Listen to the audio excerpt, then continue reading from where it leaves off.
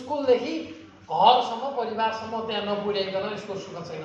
र fact checking मैले अहिले पनि भने अब समाचार कक्षमा फ्याक्ट चेक गर्ने युनिट नै आवश्यक छ। जस्तो भर्खरै कुरा आयो नि त 8वटा ग्रह र 9वटा ग्रहको विषयमा आइसकेका छ भने अब त्यो त्यसैको एक्सप्लानेसन गर्ने अथवा लुको विषयमा चाहिँ मिथहरू के छ त्यो त्यसको बारेमा रिपोर्टिङ गरेर सकेसम्म त्यसलाई फैलाउने काममा चाहिँ अब नगरिकन सम्भव छैन। यो चाहिँ लिट्रेसी नै बढाउने अब साइन्सको विषयमा आयो भने साइन्ससँग रिलेटेड कुराको लिट्रेसी बढाउनै पर्छ, त्यसको अरू उपाय छैन।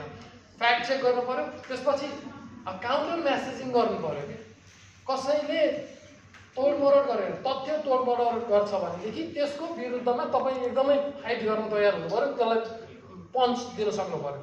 उसले एकचोटि मुक्का हान्छ भने 3 मुक्का चाहिँ त्यसलाई झुटो बोल्छस् भनेर दिन सक्नु पर्यो। त्यो पन्च भनेर चाहिँ फिजिकल कुरा गरेर होइन, मैले यो हामी मिडियाकै थ्रुबाट काउन्टरिङ कन्ट्राफ्लो थ्योरी भन्ने छ क्या कम्युनिकेसनमा।